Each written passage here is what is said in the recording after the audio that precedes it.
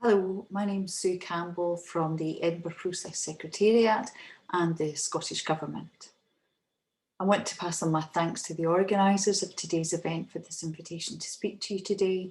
I'm sorry I'm not able to be with you in person, but I hope this video message is helpful in describing the Edinburgh process for subnational government, cities and local authorities on the post-2020 Global Biodiversity Framework and the progress that we've made so far.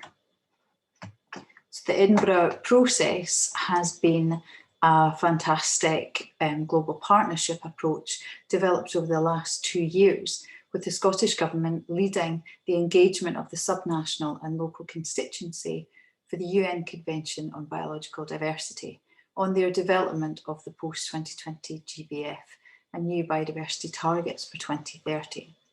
The Edinburgh process could not have happened without the tireless support of all the partner organisations that you see here, particularly in these very challenging of times.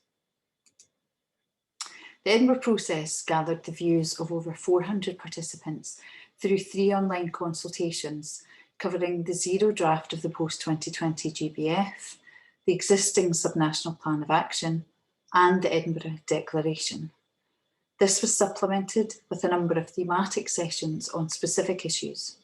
The outcomes of the consultation on the plan of action were used to develop the draft CBD decision and are presented in more detail in our formal reports to the CBD, in the documents which CBD has published, and these are underpinned by the commitments set out in the Edinburgh Declaration. The Edinburgh Declaration has currently been signed or endorsed by over 150 governments and organisations. Our consultations showed a lack of reference to subnational authorities within the post-2020 GBF and a lack of emphasis on vertical integration, despite the reference to the whole of government approach. This is important when some regions are implementing 70% of biodiversity legislation at the subnational and local level. The consultations indicate that subnational and local governments shouldn't be just another stakeholder, but that their competency and implementation should be recognised throughout the post-2020 framework. Subnational and local governments are in many cases uniquely placed to implement the framework through, for example, mainstreaming and in undertaking nature-based solutions. We find that whilst subnational governments have engaged with the existing plan of action, which was endorsed at COP10 in Aichi under Decision 1022, there is still room for improvement across all areas. And that's why we put forward a recommendation to the CBD for a renewed plan of action and dedicated decision for subnational and local governments. This is currently being considered by the CBD's subsidiary body for implementation under Agenda Item 11 on mainstreaming. We've had a positive response to our recommendation, and we are continuing to engage with parties to ensure there's an increased recognition of the role of subnational and local governments in developing the post-2020 GBF. And we're engaging with parties to adopt the dedicated decision at COP15. So how will the plan of action be implemented? Firstly, it will support collaboration between subnational governments, cities and local authorities and their national governments. The aim is to take a whole of government approach as called for in the post-2020 GBF and to ensure harmonisation between different levels of government whilst drawing upon their different strengths. The plan of action is a flexible framework which can be adapted for the situation in each country. If the long-term approach to mainstreaming is to be adopted, then subnational governments should be involved in the platforms and discussions which will enable better mainstreaming of biodiversity at subnational levels. And this is a multi-stakeholder engagement platform called for in the Declaration. The advisory committees for subnational and local governments established under Decision 1022 will continue to operate and advise on subnational ambitions by participating in CBD processes.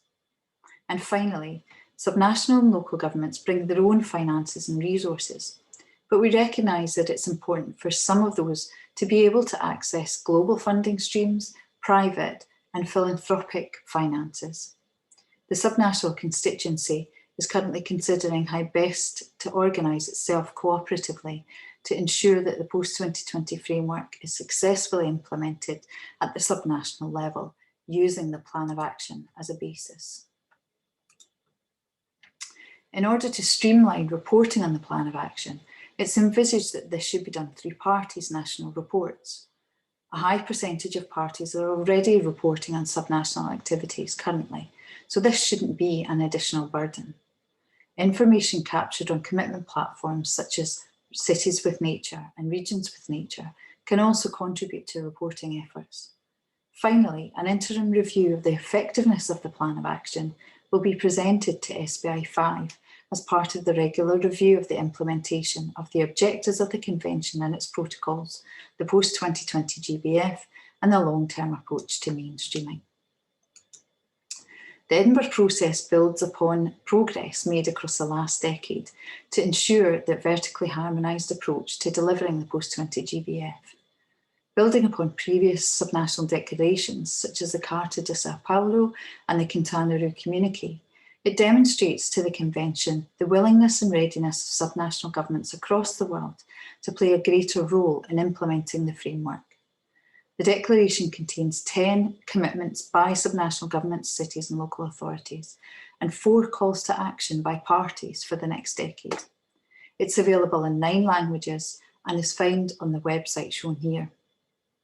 With over 150 signatures already, we continue to invite subnational governments, cities and local authorities across the world to join the growing support for the Plan of Action ahead of COP15. We're also inviting national governments to publicly endorse the declaration and the outcomes it seeks. This will be important to gathering support for the COP decision. Some of the declaration commitments are set out here, alongside our calls to action by CBD parties.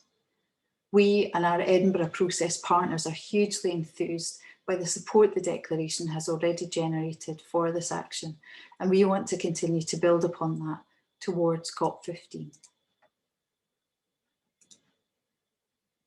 It's not an onerous process to sign up to the declaration. Your application is processed by our small Edinburgh process team, usually within a couple of weeks. The declaration should be signed by a political leader representing their subnational government, city or the local authority. Please send us an email application, including the information asked for here, and if needed, any letter of designated authority. Also, be sure to use an organisational or official email address in order to aid our vetting process. Once verified, you'll receive a confirmation email, and your organisation and the name of the person signing will appear on our web pages. We will submit the signatures to the Convention at their upcoming meetings, including at COP15. And this will show the level of support by the subnational constituency for the Plan of Action and for a dedicated COP decision. It's vital that we gather state party support to pave the way for the adoption of a dedicated decision at COP15, ensuring the greater inclusion of subnational and local governments within the post-20 GBF. And we also want adopted a renewed Plan of Action for subnational authorities, which will act as a framework for implementation over the next decade. So, as well as signing the Edinburgh Declaration, you can support the Edinburgh process by first highlighting the Edinburgh process reports to your national focal point. These set out the findings from our consultations and highlight the important issues for subnational governments relating to scientific and technical and implementation aspects. And these reports are already published on the CBD's webpage. And second, you can ask your national focal point to support the updated Plan of Action and the adoption of a dedicated decision for subnational governments, local authorities and cities at COP15. Both of these actions can be taken forward by issuing a letter to your national focal point. We've prepared a draft template for anyone who wishes to engage in this way. And you can find the template on our Edinburgh process webpage that's listed on this next and final slide.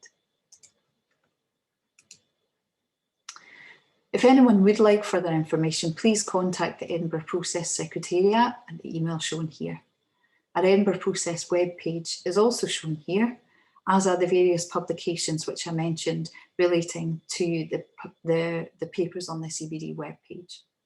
I'd like to thank the organisers again for inviting me to speak to you today, and I'd like to thank you for listening.